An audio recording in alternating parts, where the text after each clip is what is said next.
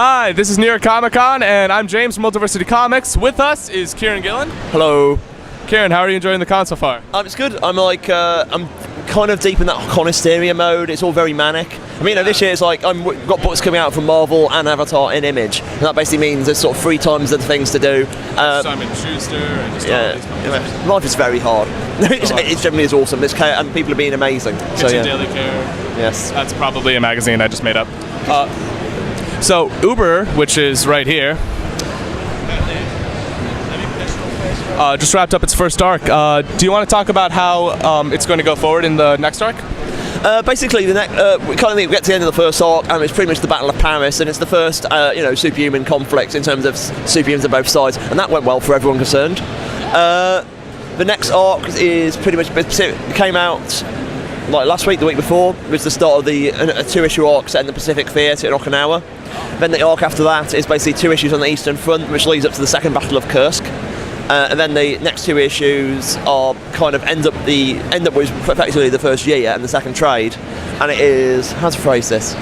Well, I don't really want to say what the setting is, but it's another like Western theatre one, and it leads to the big season conclusion, which is, oh my god, I can't really believe they did that. Wow. So that's where we're on next. Then we're going to do some like character focused issues on like people like Stephanie and Maria, because Maria, the sniper we met early on, she becomes more important, as people maybe have guessed.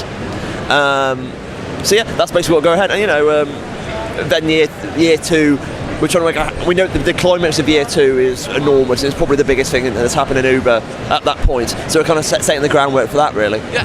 I don't know if this is spoiler baiting or not. Do you plan to go past World War II with Uber? Uber as design ends at the end of World War II. However, the world is left over. There is a world left over of some kind. So it's entirely possible to do stories there. I mean, Carnan, who likes to put it, Carnan keeps saying, we should do the Uberverse. Essentially all of Uber becomes the origin of this new universe. But that's 4 or 5 years in the future, man. You know what I mean? I mean, Uber's going to be like 40, 50, 60 issues. So you plan to expand more upon with other titles, or just Uber? Oh no, at the moment just Uber. But, so this is Carnan saying that we could, when it got to the end, use it as a setting. Yeah. I don't say no. It's not going to be like, I promised this guy I wouldn't do it. Yeah, exactly. Yeah. All that kind of gives away is that I'm not literally going to blow up the Earth. But maybe. You just got back from the Young Avengers gathering. Yes. There's been a lot of developments with Young Avengers. They just announced Loki, Agent of Asgard, where they kind of Loki grows up.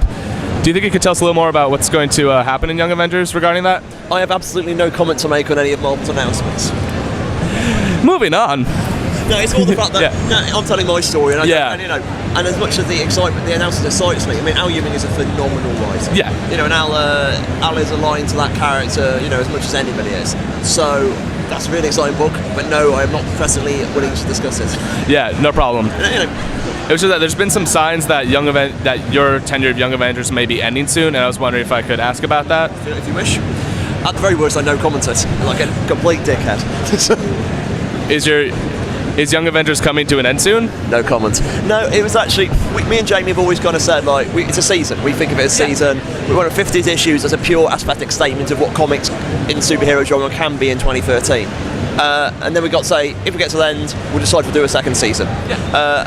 And we're not really, in the position to talk about that, if you know what I mean. As in, basically nothing's changed. It's still going to be 50. It's still going to be the 15-year aesthetic statement, and we'll see what happens next. All right. Which I'm looking forward to talking about, because what happens next is exciting. Issues 14 and 15 are very heavily influenced by Phonogram, and you have a ton of writers coming in. No, not at all. You wouldn't be so. It's actually influenced by 3. I really can't wait for them to go into the club and then get murdered by Spartans. So this is a really blunt transition. Do you have any idea how Phonogram Volume 3 is coming? The current plan is probably this time next year. Yes. In that kind of, we've looked at Jamie's schedule and kind of worked out when it's doable. Yeah. And we reckon it's around this time. And we'll be able to talk about this more probably early in the new year. We'll talk about what's going on and all that kind of stuff. But we think that's feasible. I mean, I've written it all. It's all written. When Jamie's able to produce it, it'll come out. But, yeah. We're still excited by it. It's a shame we couldn't get it done this year as well, but that was always probably optimistic. But yeah. Yeah. I mentioned before 3, your new book. Yes. I read it. It was very interesting. Thank you. I saw your gentleman's review on the site. It was I'm glad you liked it. Yeah. That part of history has barely been touched upon. What compelled you to write 3? Well, the story I normally tell is I came home. I like Spartans anyway. I was interested in them as a kid. And I like, as a book I like 300 because it's very much it's choosing to tell the story of the Shield of the West, and that's like that reading of Thermopylae isn't unique.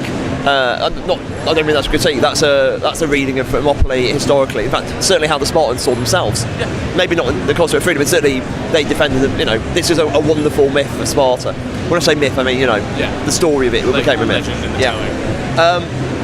But I came home drunk one night after a club and picked up a copy of 300 as it was, because I flick through books when I get home drunk, and I just one of the long monologues about we are the only free men the world has ever known, etc. And I just had a memory of, oh fuck off, you people hunted slaves. And pretty much the story downloaded in my mind in terms of we do a story that's basically Thermopylae inverted. So you take 3 slaves, put them on the run, and send 300 Spartans after them.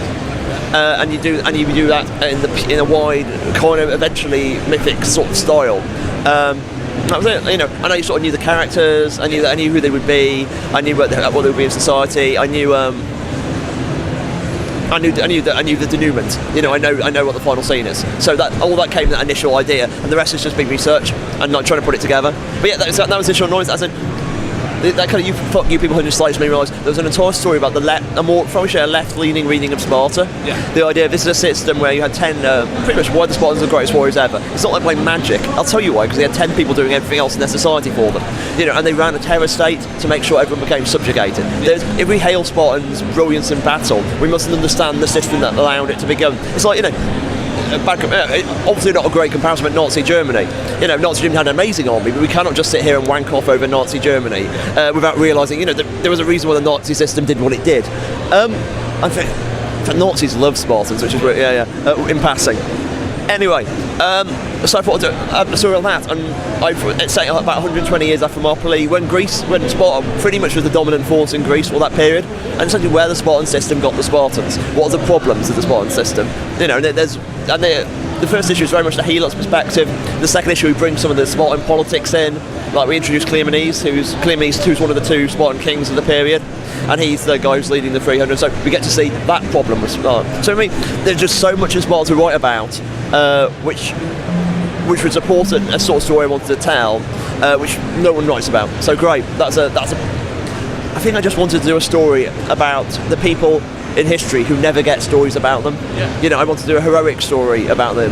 Yeah, it's almost noble. It's like you're reclaiming these people who have just been gone from pretty much everyone's knowledge, and in a way you're kind of bringing them back. One of the things about the research, a lot that we know about Helots is actually almost by that gap in the story. I mean, the anecdote I say in the back of the first issue about the historian writing about the Persians looking at the dead and the battlefield, saying, "Oh, we've killed many Greeks, 3 Greeks," and of course they joke and say, oh, "Of course he didn't realise that a large party of these were actually Helots. He hadn't killed that many Greeks at all," and that's the only real time that they mention Helots being there at all.